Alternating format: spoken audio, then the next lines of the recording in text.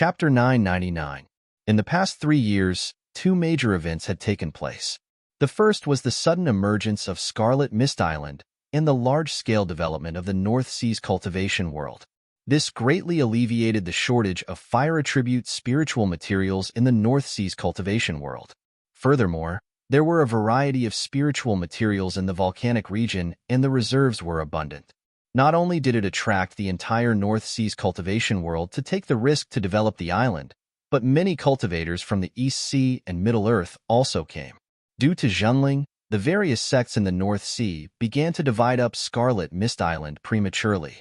By the time the other loose cultivators and other forces of the North Sea tried to intervene, most of the huge island had already fallen into the hands of the various forces of the North Sea, leaving only some leftovers for the loose cultivators. When the forces of the East Sea and Middle-earth also wanted a piece of the pie, they were attacked by the forces of the entire North Sea. The two sides inevitably came into conflict. As the biggest beneficiary of Scarlet Mist Island, Zhenling faced the most provocations among the various forces of the North Sea. Fortunately, most of the forces from Middle-earth and Middle-earth were third-generation disciples sent out by their respective sects to broaden their knowledge and experience. Although they often had the upper hand in conflicts with the cultivators of the North Sea, they were foreign dragons after all. They rarely suffered serious casualties when fighting with the third-generation disciples of the North Sea. Usually, after breaking through the obstruction of the cultivators of the various sects and entering Scarlet Mist Island, the cultivators of the various sects would not deliberately encircle and suppress them. However, the constant fights with the cultivators of the East Sea and Middle-earth also gave the sects of the North Sea, especially the third-generation disciples of Zhenling, a wake-up call. In the past, the cultivators who were considered experts in their respective sects often lost more than they won when fighting against cultivators of the same level from the other cultivation world. It turned out that they had always been the overlord of their own small world. They had never been to the cultivation world of the East Sea and Middle-earth, so how could they know how vast the cultivation world was? At best, they could only be regarded as a group of frogs at the bottom of a well. Zhenling's situation was considered good among the various sections. At the very least, it was because the reputation of the water sword immortal, Lu Tianping, was so great that the third-generation cultivators of the East Sea and Middle-earth would more or less give him some face. On the other hand, the situation of the other sects was not so good. In conflicts with foreign cultivators, these foreign cultivators were undoubtedly much more ruthless. Many disciples were seriously injured, and there were even news of cultivators dying. Although the senior cultivators of Zhenling would not break the rules because of some disputes between the younger generation, as a third-generation disciple, Lu Tianping, did not have such restrictions. If they angered Lu Tianping and he stood up for his fellow disciples, there were not many cultivators of the same generation who could be his match. After all, Lu Ping's current status in the cultivation world was earned through his own strength. When he was in Middle-earth, he was able to be close friends with Xie Tianyang of the Ziyang Palace and Sang Yu of the Spirit Beast Taming Sect, and he was even respected by the two of them.